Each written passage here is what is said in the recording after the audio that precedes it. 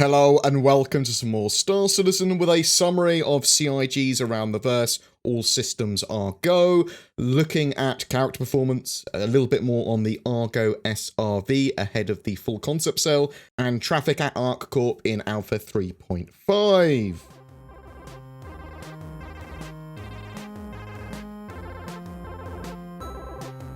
The Hornet Heartseeker is currently on sale for a Valentine's Day promotion. It's just a Super Hornet with a different loadout and skin. That's going to be flyable in Alpha 3.5. I just wanted to make people aware of that because I didn't know when it was going to be available to fly in my last video. So an Around the Verse summary, they have been improving character resource performance. Draw calls are directly related to this. The more draw calls, the more memory and more GPU, CPU are being used. So they want to reduce that as much as possible. Characters use a layer blend shader and a layer shader. The layer shader is a list of materials, textures, and sort of like how they mesh together. And the layer blend shader literally blends all of these together efficiently. Characters benefit from this technique as it reduces draw calls by magnitudes. They want this system optimized now so that all assets use this system correctly and don't need more work later. That's not essential. They are making sure their appropriate artists are fully drilled into doing this. The memory and draw calls saved here will allow for other areas of the game to look better, like ships and environments, making use of that resource credit, or it can go straight into extra frames, I suppose, just general tweaks and efficiency-based stuff. The ARGO SRV was talked about and we found out a bit more about it. It's going to go on full concept sale today at time of recording, 15th of February.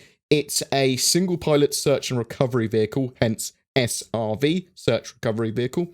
It focuses on tractor beam gameplay, recovering vehicles and moving things. Other ships do have tractor beams, but the SRV is sort of dedicated to that tractor beam gameplay. It's very much a get involved with other ships kind of affair. You can respond to service beacons to come to tow or rescue or recover players, and there will be NPC missions that make use of the SRV's services, so there's always going to be something to do. You can also use it to aid in other gameplay loops like mining and salvaging. It can pull cargo with its tractor beams as well. The tractor beams are mounted on these like tow arms, and this gives them a lot of movement and versatility in manipulating objects. There shouldn't be much in the way of faffing around to get into the right angle to grab an object, as these have got a huge range of movement and pivot. It has a big power plant to cater for its power-hungry tractor beam setup. It's planned that it can comfortably tow a Cutlass, potentially up to a Constellation-sized ship based on its cargo load. However, multiple SRVs can work together to move a ship faster or even larger ships. You may also be able to take multiple small vehicles and clump them together for like a single SRV to take as a single load. In the future, they want to expand ARGO's vehicle range out further too. ArcCorp's traffic in Alpha 3.5, so they've been working on a simple sort of like traffic illusion at ArcCorp at the moment. They're going to have some what appears to be moving traffic deep down on the streets below. They're testing the way it looks at the moment in very simple ways. It looks very SimCity-like at the moment, admittedly.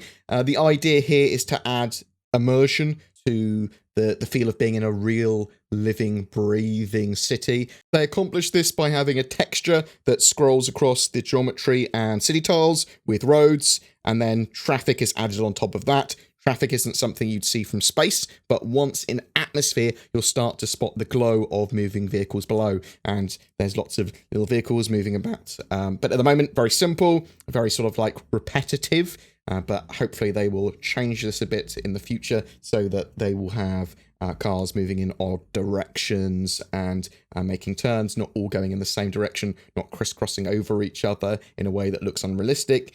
CIG are also looking for feedback on their merchandise. I'll link that below. And there's an RTV, a Reverse the Verse, today at 6 p.m. UTC. It's on the Sounds of Space. There is a thread for questions still open, I believe. Again, I'll link that down below. Every month we have a Star Citizen ship giveaway. For February, it's for a Cutlass Black and Star Citizen game package. All you need to do is be subscribed to the channel and comment on any of my videos made during the month. If you don't have a gaming PC yet, or you are upgrading, instead consider Shadow Cloud Gaming. They allow you to leverage the powers of the internet to stream a high-spec Windows 10 environment to any other PC, Mac, or device like a smartphone or tablet. It is working really well in Star Citizen's 3.4 branch, and be sure to use the code BoredGamer if you do decide to check it out to get a discount. Links below. This channel exists because of its community. If you wish to support the channel further, below there are links to Patreon, Subscribestar, and there's the YouTube channel memberships, literally the join button below this video. VIPs do get some exclusive stuff and early content as a thank you as well. If you have any feedback, suggestions, or just want to say hi, please drop a comment below or poke me on discord.gg/BoredGamer. Thanks for watching, and I'll see you in the verse.